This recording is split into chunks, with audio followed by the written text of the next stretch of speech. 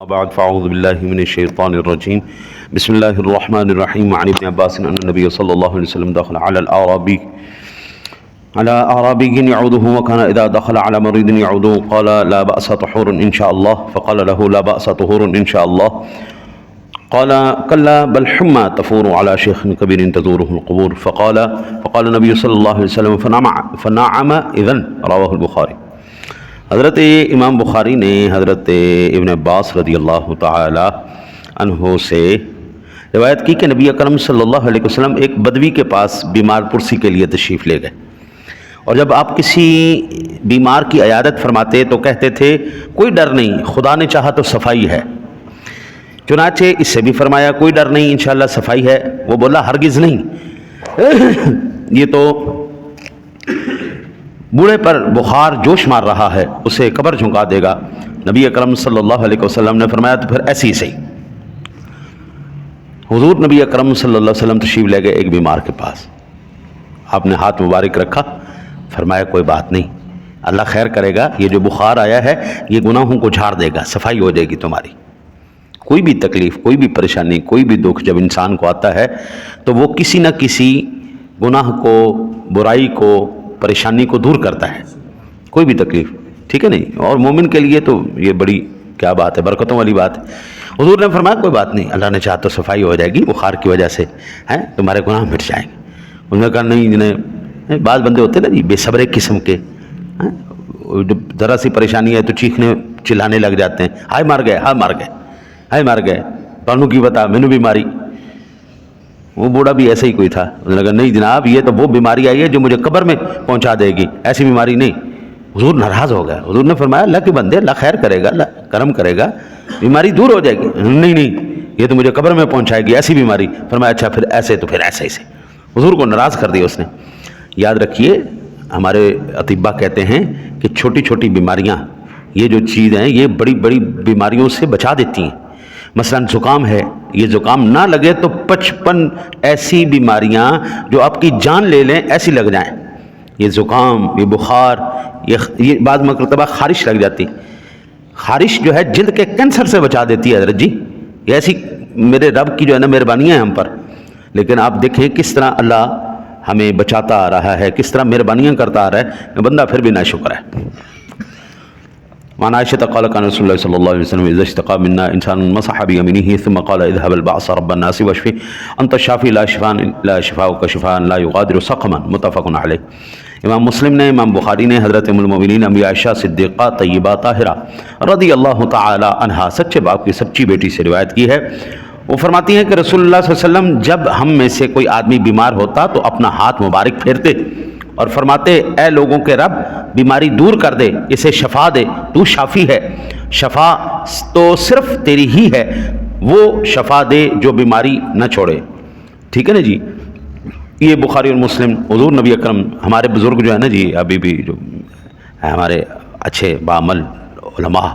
میں جاہل لوگوں کی بات نہیں کر رہا، وہ دم کرتے ہیں نا سر پہ ہاتھ رکھ لیتے ہیں، جسم پہ ہاتھ رکھ لیتے ہیں جی، دم کرتے ہوئے ہاتھ وغیرہ، تو یہ بخاری مسلم کی حدیث پاک ہے، حضور بھی ایسے ہی کرتے تھے،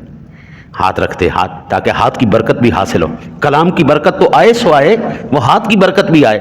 پھر حضور دعا فرماتے تھے یا اللہ تو شفا دینے والا ہے، اس کو شفا عطا فرما دے۔ ہاں جی، یہ جو لفظ ہے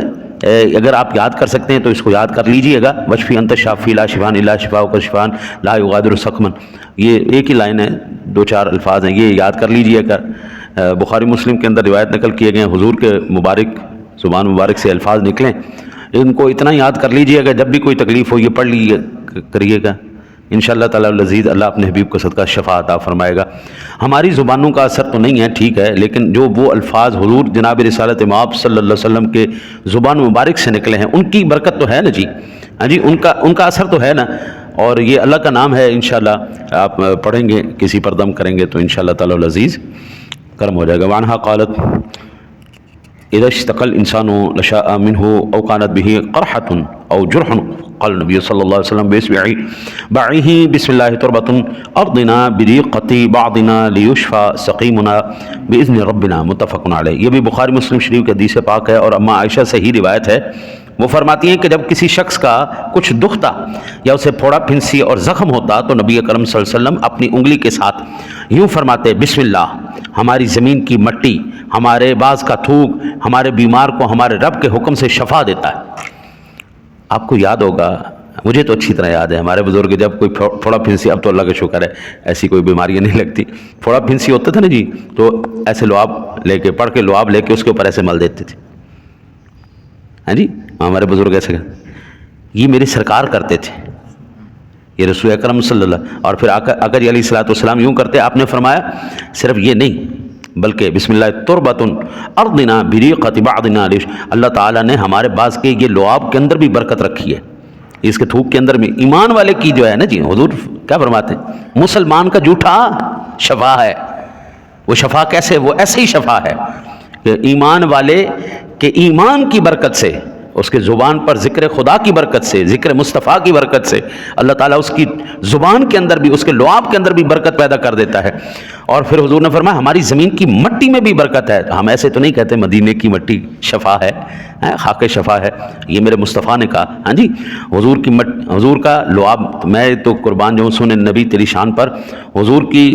قدم مبارک جہاں پر لگے نا جی، قدم مبارک، قرآن کا لا اقسم بہذا البلد وانت حل بہذا، محبوب ہمیں ان گلیوں کی قسم ہے جہاں پر تم چلتے پھرتے ہو۔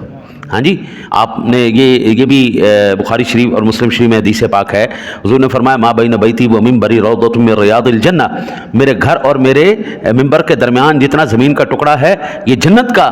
باغ ہے، روضۃ من ریاض الجنہ، یہ جنت کے باغوں میں سے ایک باغ ہے۔ تو اب یہ جو آقا جی نے ارشاد فرمایا جنت کے باغوں میں سے ایک باغ ہے، کیا وہ جنت سے ٹکڑا اتر کے نیچے آ گیا تھا؟ جنت کا ٹکڑا تو وہاں پہ نہیں آیا، وہاں پر مصطفیٰ کے قدم مبارک اتنے لگے تھے، حضور چلے اتنے تھے، بار بار حجرہ مبارک، پھر منبر مبارک، پھر حجرہ مبارک، وہ آپ کے قدموں کی برکت سے وہ جگہ اتنی شاندار ہو گئی کہ حضور فرماتے اب یہ جنت کا باغ بن چکا ہے جی، ہاں جی۔ اور ریاض الجنہ میں جو حجاج کرام ابھی گئے ہیں اور جو ہو کے آئے ہیں اور جب جاتے ہیں، جو گئے ہیں انہوں نے تو دیکھ لیا، جو نہیں گئے وہ جا کے دیکھیے گا باقاعدہ طور پر۔ پہلے تو وہاں پر سبز قالین بچھائے ہوئے تھے، اب کا پتہ نہیں ہے کہ اب انہوں نے تبدیل کر دیا ہے یا ویسے ہی سبز بچھا رہے ہیں، ہاں جی۔ وہ ایک خاص خطہ ارض ہے، اس کو وہ مخصوص رکھتے ہیں، اس میں ہر وقت اجازت نہیں ہوتی، وہ خاص اوقات ہیں جن اوقات میں وہ اس جگہ کو کھولتے ہیں، وہاں پر نماز پڑھ۔ تو لہٰذا دم، اس کو ہم سادہ لفظوں میں ہم اپنی زبان میں کہیں تو دم درود کرنا، دم درود کرنا کسی بیمار کے اوپر، ہاں جی، یا آج کل ٹوٹکا ٹونا بھی کہتے ہیں، ٹوٹکا ٹونا کرنا بھی یہ حدیث پاک سے ثابت ہے، بشرطے کہ اس میں کفریہ جملے نہ ہوں، بشرطیہ اس میں کفریہ جملے نہ ہوں، کفریہ عبارات نہ ہوں، کوئی ایسا شرکیہ کام نہ ہو، یا اللہ رسول کا نام ہو تو ٹھیک ہے، اس میں کوئی حرج والی بات نہیں، ہاں جی۔ سورہ فاتح شریف بھی شفا ہے، اپنا آیت الکرسی شریف بھی شفا ہے، پورا قرآن ہی شفا ہے جی، وَنُنَزِّلُ مِنَ الْقُرْآنِ مَا هُوَ شِفَاءٌ، یہ اللہ نے قرآن نازل ہی شفا کے لیے کیا، لیکن بشرطے وَرَحْمَةٌ لِّلْمُؤْمِنِينَ، ایمان والوں کے لیے، وَلَا يَزِيدُ الظَّالِمِينَ إِلَّا خَسَارًا، جتنا مرضی دم درود کر لو، اگر ادھر ایمان نہیں ہے نا تو ختم ہو گیا، پھر کوئی درود نہیں، کوئی دم نہیں، کوئی قرآن نہیں، کوئی کچھ نہیں، ہاں جی۔ اللہ سے دعا ہے اللہ آپ کو مجھے عمل کی توفیق عطا فرمائے۔ اللہ